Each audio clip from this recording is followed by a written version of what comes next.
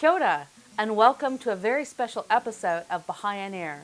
We have a distinguished visitor, Mr. Hartmutt Grossmann, and he's come to visit us, and we learn more about his interesting life and his take on the Baha'i Faith. Welcome to New Zealand. Thank you. So you came here to join us for a Baha'i summer school? Yes, indeed. And we came a long way together with my wife. But whenever we are asked by some Baha'i institution, we try to follow, because obedience is one of our important tasks. Our viewers can hear from your accent. So you are originally from Germany? Right. I'm in southern Germany. So one day I was somewhere, I can't remember, in the States. And they said, "Oh, you come from Heidelberg." Wow. That's where I come from. But now you live in Finland. Yeah. And you went there for Baha'i reasons to Finland. Absolutely, yeah. You know, the Bahais, they like to go some other part where there are not many Bahais. And at that time, when we moved in 1969, to Finland, it was because there were, first of all, not many Bahais. So we were rather isolated. The next Bahai was some 350 kilometers. And the task was really to go into the Soviet Union at that time, because there were no Bahais. So that's the reason why we moved towards the border. And there was a Finnish university, which is Russian Orthodox. And you were born into a Baha'i family, or your parents became Baha'i. When did your parents become Baha'is? The first was my father, then my mother and my aunt, and her mother. So I'm really, in a sense, even, and I'm proud of that, third generation Baha'i. Now, I'm going to ask you various questions about your life. Maybe I'll try to start with something more simple. One of the things for Baha'is in New Zealand that's been very interesting is you are a member of the Universal House of Justice. And if maybe you can explain to our viewers what that is. The Baha'i Faith has kind of a structure. You might, to a certain extent, compare it to kind of a church, which is, in the Baha'i Faith, is what we call an administrative structure, a system. No? And in this system, we have a local representation, a national representation, and then the top, international. And we call it local spiritual assemblies, national spiritual assembly, and on top is the head of the Baha'i Faith. We call it the Universal House of Justice, which is then for the worldwide Baha'i community. It somewhat gives guidance, direction to the Baha'is, because they are so much spread, so they need guidance. Also, of course, it is an institution that sees that the Baha'is are invited, we have pilgrimage, all this. But the highest is this elected body of 9 men in Haifa, which is the administrative seat of the Baha'i Faith, the Baha'i World Center, Haifa, Israel. So you're using words like election and structure and administration. So this is quite different than something like a pope or a mullah. You know, are you holier than the rest of the Baha'is? I wouldn't say necessarily different, because also the Pope is elected. Pope by the cardinal. Yeah, true. In a sense, you could say this is the same way, yeah, like in the church. But for example, the local assemblies have delegates for the National Assembly, like let's say of New Zealand or Germany or Finland. They have a delegate that elects at a convention time every 5 years the members of this highest body of the Baha'i Faith. But there is nothing holy about them, because the members are of no significance in a sense, but we believe that they are guided in their decisions. It is said in the Constitution, by the will of God. That is, they feel they are somewhat inspired, but as an individual, they are just nothing. but as 9, as a body, they are the head of the Baha'i Faith. So this is quite different than traditional notions of power and ego and gaining for the self. No, you couldn't compare in a sense. Quite frank, to be a little bit personal, my father always said, the higher you are, the deeper you can fall. And this is certainly also for this institution of the Universal House of Justice. They feel that they are, somewhat to serve the Baha'is, of course, worldwide, but mankind in the same way, spiritually. So service, that's a very beautiful concept of different than power. Now you also were on this thing that Baha'is talk about a lot, an international teaching center, and if maybe you could explain that. I think if you look at how the World Center is built, you will see that somewhat in the middle, it is like an arc. In the middle is the Universal House of Justice. If you look at it, on the right side, but a little bit lower, is this what we call the International Teaching Center. That's a structure of people worldwide, again, individuals, who support the Universal House of Justice in a spiritual way. Also in this, promoting the Baha'i Faith, we have no clergy. So what we need somewhat, each Baha'i, in this somewhat to promote the Baha'i Faith. And so it is promotion of the faith and protection.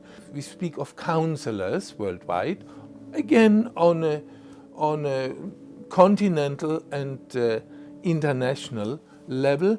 And so, yes, I was a member in this institution also in the World Center. So you're talking about teaching, and I know this was something you talked about at summer school. So you wanted to talk to the New Zealand Baha'is about teaching. So explain the concept of teaching. The founder of the Baha'i Faith, Baha'u'llah, made it an obligation.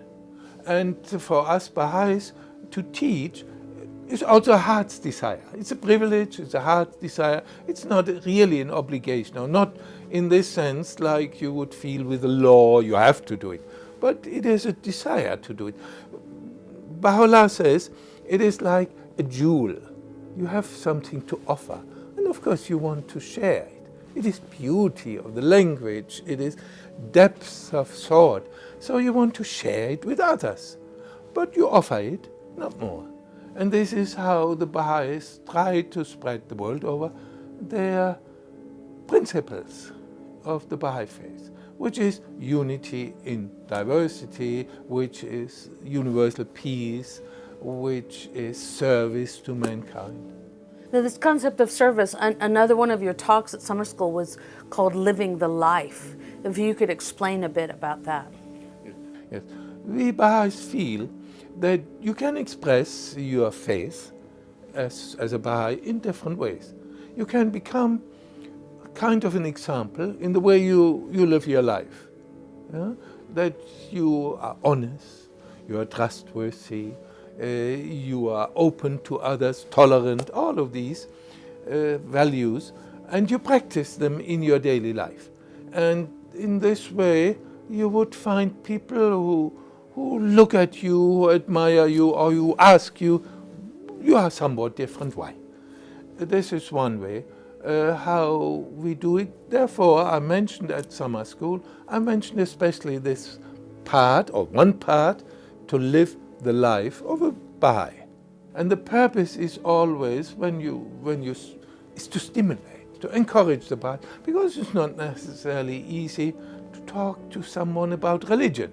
At least in Europe, there is slight estrangement if you talk about religion.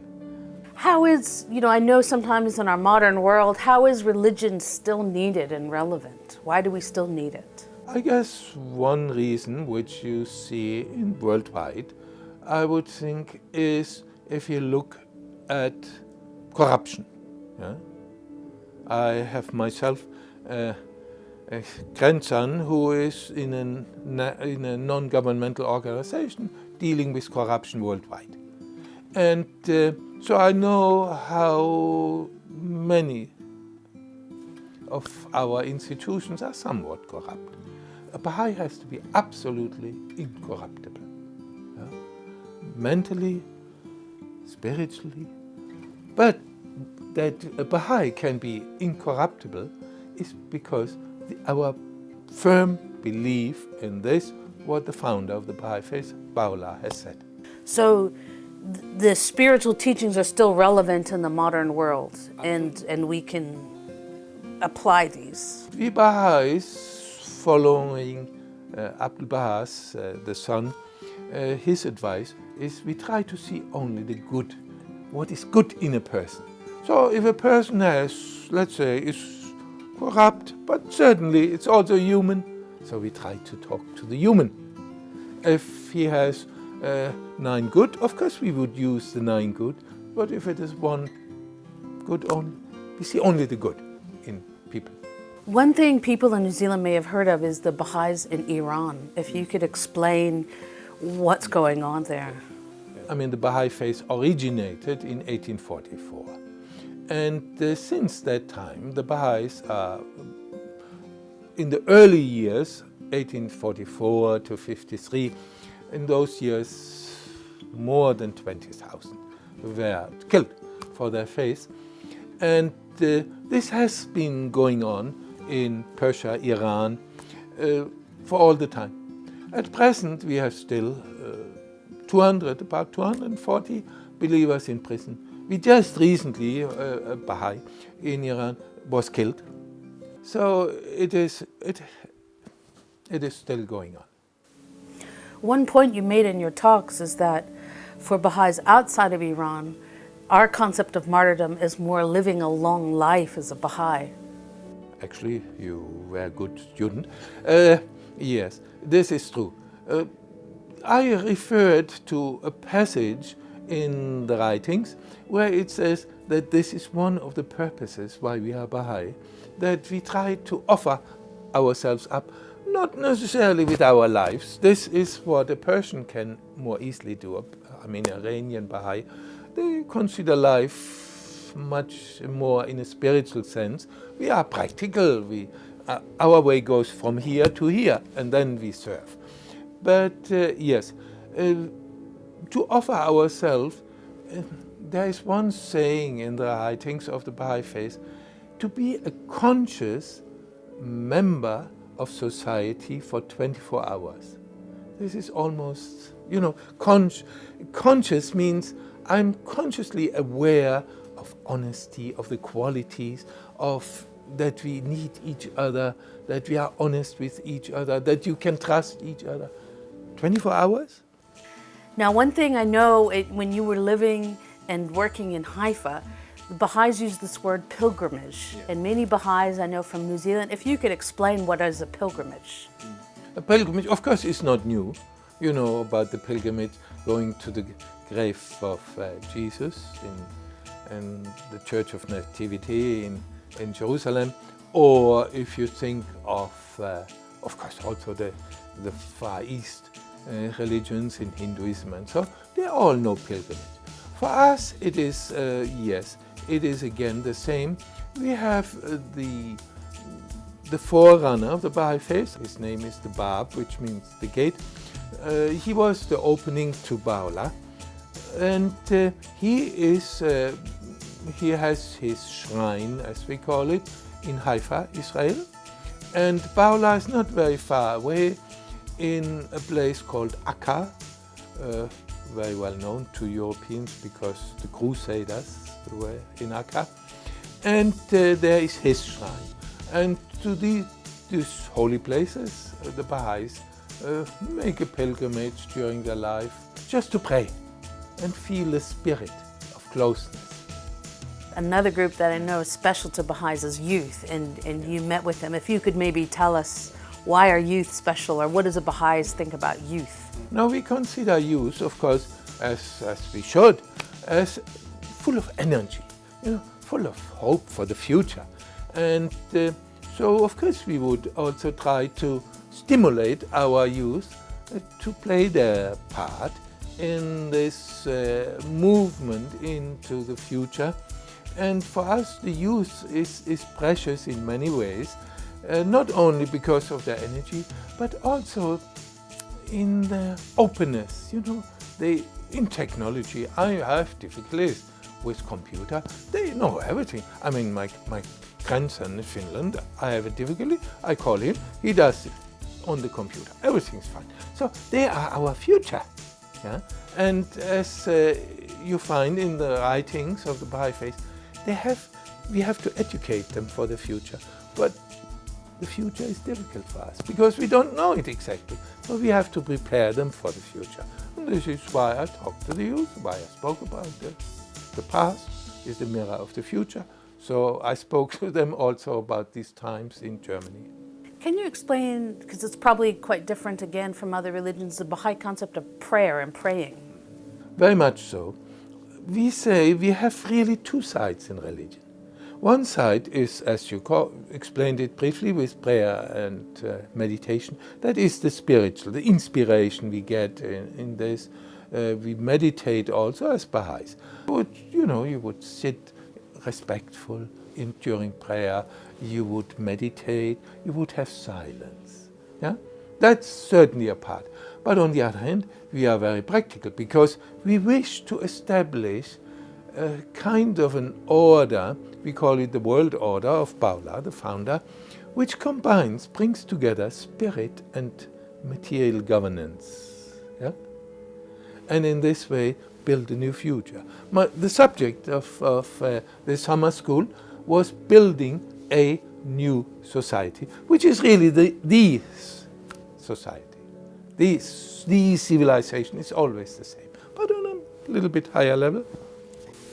One thing that we wanted to ask you about is the Baha'i holy places are all in Israel. How did a religion that started in Iran, why now is the center in Israel? This question is not new because Baha'u'llah didn't go, he didn't volunteer to go. But it was already mentioned in the Bible that this would happen. The Jews would return to their country, yeah? And this would be at the time of the end when the Spirit of truth, as Jesus would have pointed out, when he returns to his country. So it was in fulfillment of a long prophecy, but really Baha'u'llah was not volunteering to do this because he was exiled.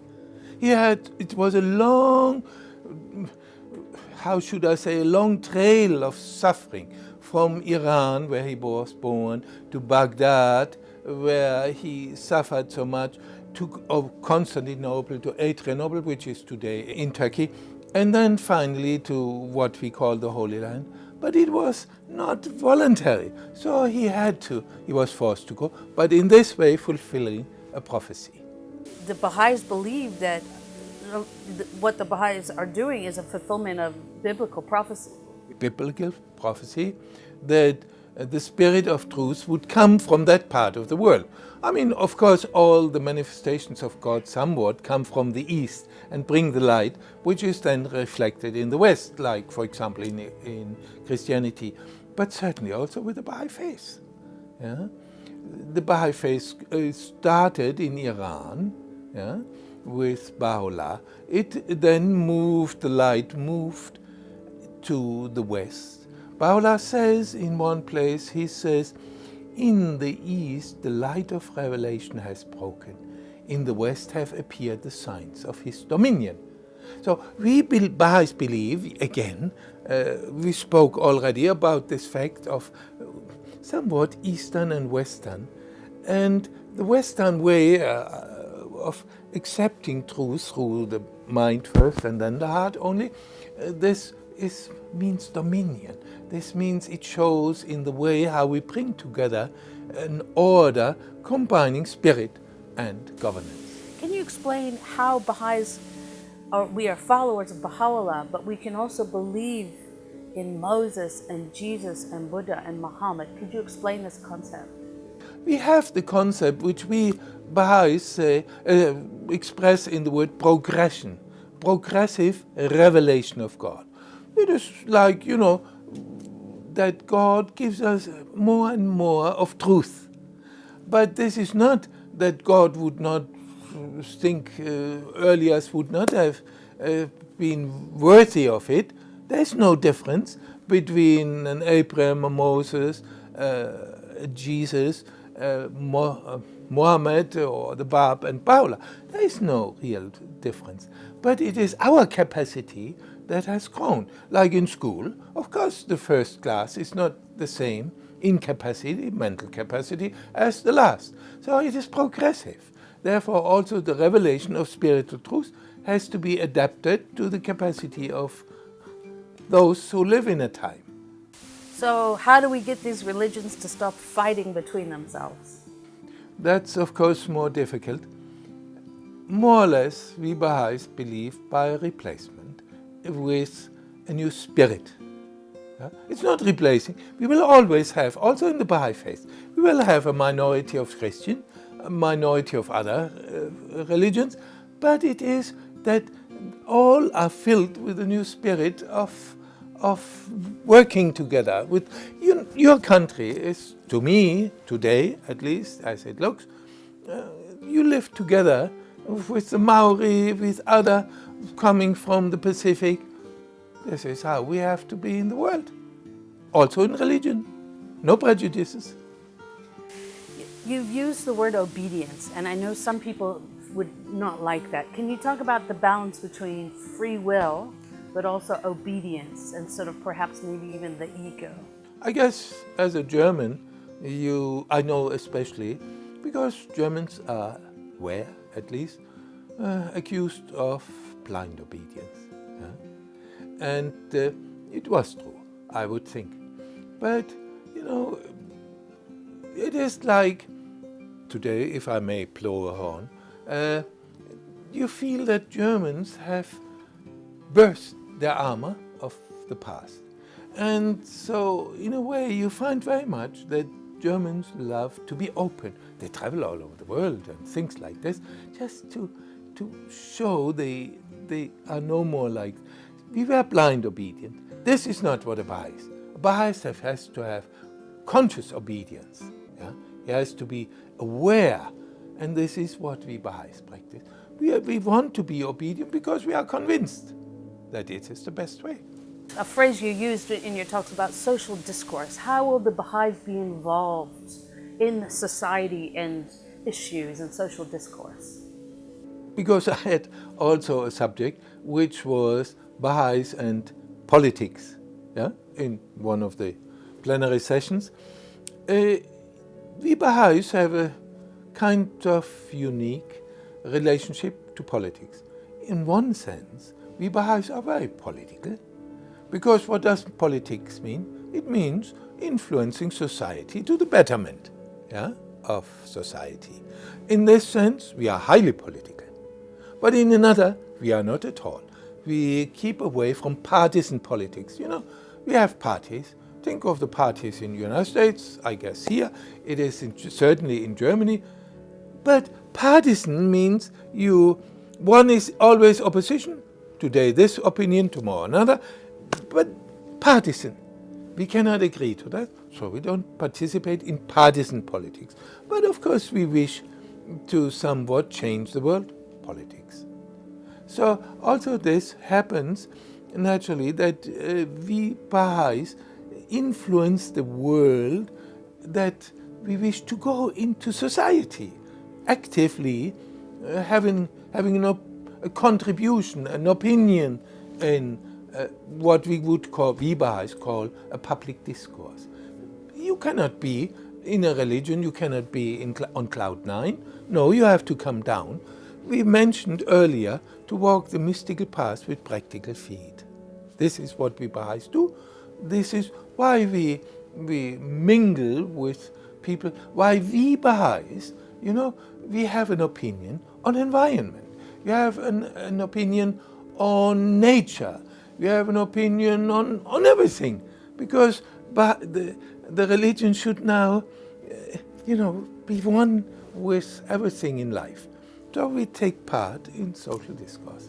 And there probably already are examples of various governments or organizations consulting with the Baha'is for advice. Especially through United Nations. We have a representation with United Nations in New York. Baha'i International Community, it's called. And there, in a non-governmental, that is non-political way, we work together with United Nations. And there are others. There are about 70 of such non-governmental organizations, like Greenpeace and whatnot. And because the Bahais are non-political, we work closely together. In fact, the Bahais are very often the spokespeople for the non-governmental organizations, but we are recognized. And they are, of course, from time to time, this Baha'i International Communities publicizes the Baha'i opinion, for example, on environment, wildlife, rainforest, and all of these subjects. So you find everything, but not in a pushy way, but we just offer these ideas to others to adapt them, to work with us. Now, I know you were raised as a Baha'i, but is there something in your own life, in your own head, some aspect of the faith that really touched you the most and made you know you were a Baha'i? Yes, you should know that my father was somewhat, because he was born in Argentina, my ancestor moved there as Germans in 1832. So he was very much two sides. On one side, he was very German, interested in a subject like philosophy, interested in what's the relationship of religion and science, which we consider as two wings. Yeah?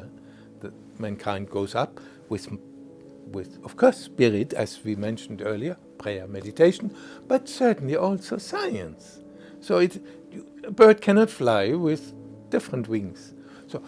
So he was very much interested in this side of the Baha'i Faith.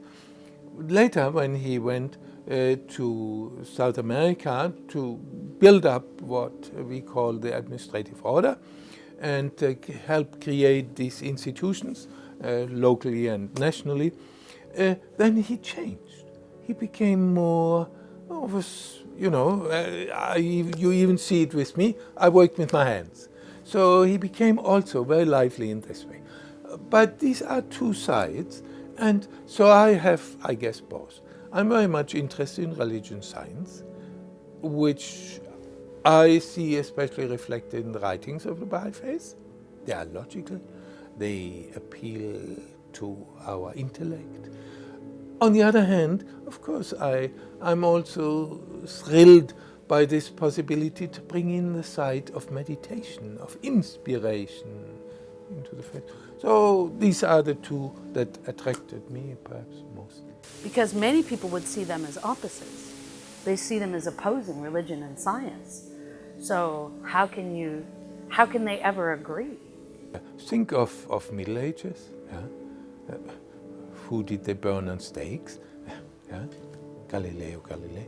They had to recant what they said in science, but this time is over. This time for Baha'i is over. Religion and science have to be in agreement. Otherwise, religion is superstition, or science needs to have a balance. Yeah? So they have to work together. So this is one of our principles.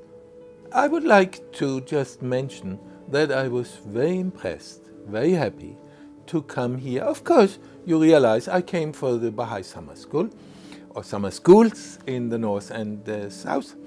But what impressed my wife and me, we always travel together, what impressed us is the tolerance you find. Today, I wouldn't speak about the history, I have no idea, but what impresses me is how you are together. You cope together. And this is a point which is more difficult in Europe. So it impressed me, the integration of all the different. So I'm really very positively touched by the way you are together. And certainly I think this is a good nourishment for the future. Thank you so much. I mean, I know we in New Zealand too are quite proud. Thank you so much for you and your wife visiting us here in Aotearoa, our land of the long white cloud. You would have seen clouds. Today is sunshine. And thank you for joining us here at Baha'i on Air. If you're a regular watcher or a newcomer, if you'd like to know anything more about the Baha'i Faith or Mr. Grossmann or anything we've discussed, please come to our website, our Facebook page, and please join us again for Baha'i on Air. Ka kite ano.